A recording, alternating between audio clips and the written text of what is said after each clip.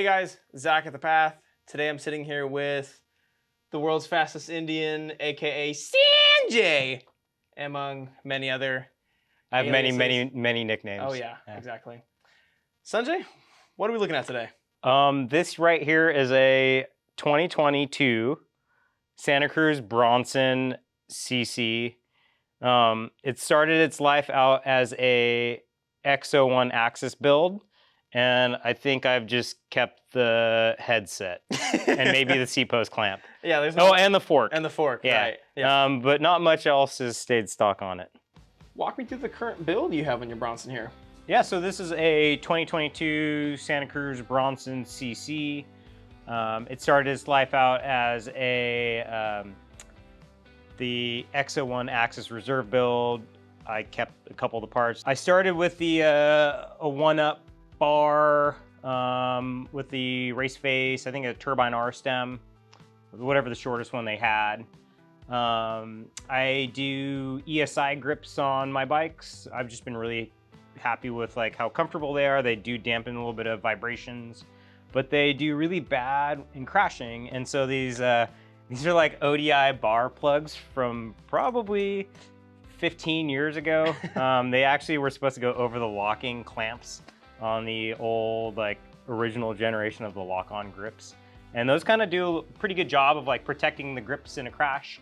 And then I also like kind of can rest my pinky up against the very outside. Bars were cut down to 790 millimeters.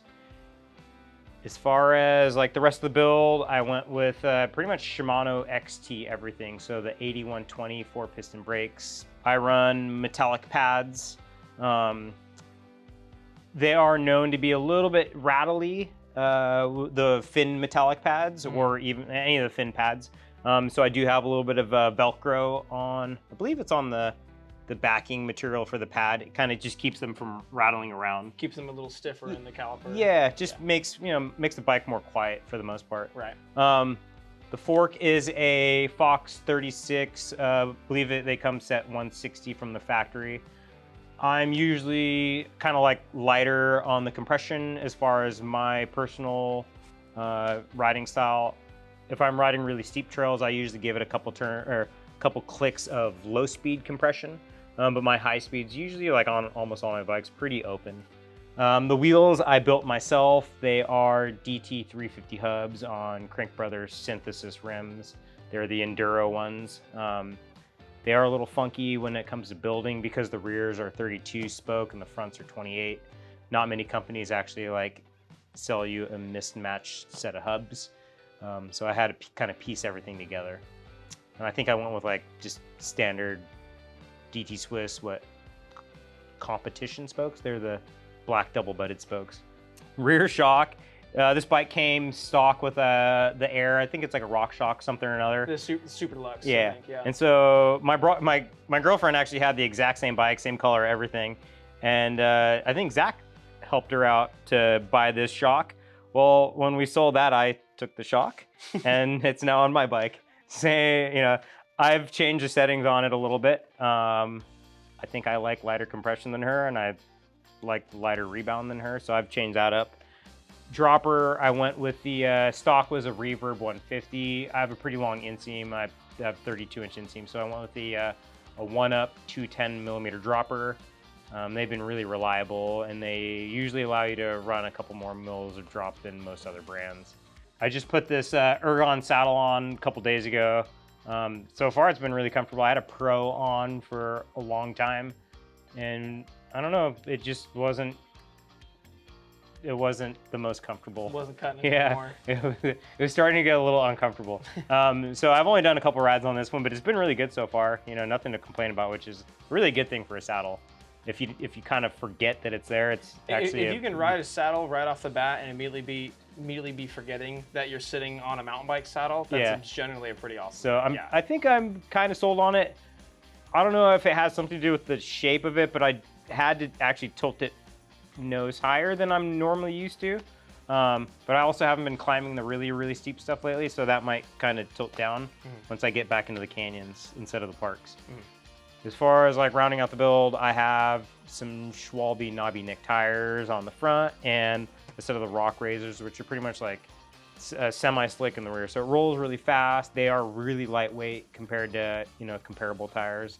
Definitely not as much traction as some of the other ones that I'm used to, but it makes for some really fun riding. What are some of your favorite trails to ride on this bike here? This bike I haven't really had for very long, so far most of the trails I've ridden at were just the local trails, Oaks and Laguna. In the future, I'll be doing more rides in the canyons.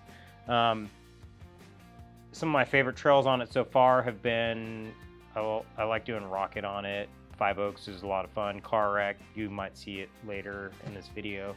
And then even like bombing down some of the mellower stuff at Oaks is still a lot of fun on this bike. What are some of the things that made you go with the Bronson as opposed to some of the other options out there from some other manufacturers, mixed wheel or not? I decided to go with this current Bronson because it came from the factory as a mixed wheel and it had about the right travel for what I was looking to do. 160 millimeters of travel front and rear. I've had a couple bikes in the past that were not stock from the factory as a mullet, but I really liked riding them. I had a Mega Tower that's supposed to be 29 front and rear. I ran that as a mullet. And I had a transition spur that I also came, you know, stock from the factory, 29 front and rear, and I ran that as a mullet. I really like the bigger wheel in the front, rolls over the terrain really well, bigger contact patch, so really good traction. It's a front tire that I know is planted, I can really trust. 27.5 in the back gives me a little bit more butt clearance, especially if I'm going down the steeps. I know if I'm going down a really fast trail and I barely buzz myself with this 27.5 tire, that it is not going to be fun with the 29. So those are some of the really big reasons where I decided to go with 27.5 in the rear and 29 in the front for my last couple bikes and for this bike. This is now the third Santa Cruz that I've owned since working here. I had a Nomad, I think it was like the Gen 2. I had the last generation of the Blur. And so it's just a brand that I've been really happy with. VPP, linkage, suspension works really well, still pedals very efficiently. Sealed cartridge bearings, very little maintenance. I mean, it might be a little bit heavier than like a competitor's bike, but I know it's not gonna break, it's not gonna creak. It's gonna be very low maintenance. Really good fit and finish. You know, I've been really happy with them as a brand. What kind of rider is a bike like the Bronson for? I mean, I think it's just for a person that kind of wants to go out, have some fun.